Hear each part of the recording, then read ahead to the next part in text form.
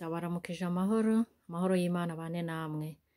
Ego uno musi nje kubabwira inkuru nziza y'inshuti y'ukuri naronse, inshuti y'ukuri imwe itagutererana ugeze mu vyago canke mu makuba, inshuti nziza imwe usanga ubabaye ikaguhumuriza. Namaze imisi myinshi, namaze imyaka irenga inusu y'ikinjana, nshakisha nibaza ndaba mu bantu bose, ariko uwo nabonye wo kwizerwa, uwo nabonye wo kwizigirwa, uwo nabonye usanga akakuruhura, ukamubwira amaganya yawe yose akagutabara, akakuruhura, ugataha mu mutima wumva uremurutse, ni Yesu. Ni inshuti y'ukuri, iyo uje umubwira ibyawe, wewe ukaza umubwira umuririra, umuganyira, umutakira, ntabwo agusubiza inyuma. Agutega amatwi akakumva, nukuri arakumva, kandi akaguhumuriza, ntabwo agukankamira, ntabwo akubwira ngo nta bwenge ufise ngo ibyo wabikoze wibaza iki, ibyo wowe wakoze byose uraza akakwakira kandi akakumva. Ni inshuti y'ukuri.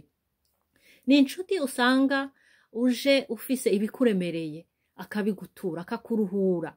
Iyo ugiye ku bandi bantu bose ukababwira amaganya yawe yose, baragutwenga, bakagukwiza agahinga, bakagenda batanagufashije ngo bakuruhure mu kibazo ufise, ariko we arakuruhura, ukumva uraremurutse. Umubwira ibyawe byose azokuruhura, umusange azokwakira. Ni inshuti y'ukuri, ni inshuti nziza, ni inshuti idahemuka, ni inshuti itazokuvamo. Uzomubitsa ibanga azorikubikira kandi azogutabara.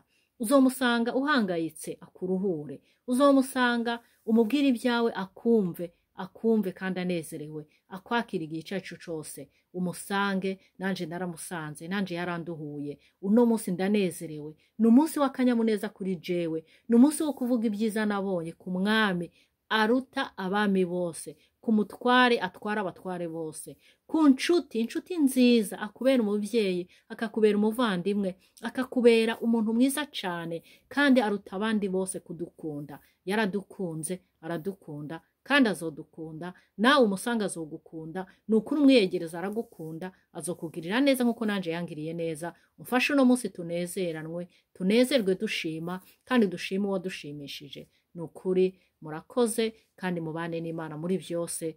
Kwari ukubasangiza inshuti nziza, inshuti iruta izindi. Mwese muze tuyigire inshuti kuko ni inshuti y'ukuri. Murakoze.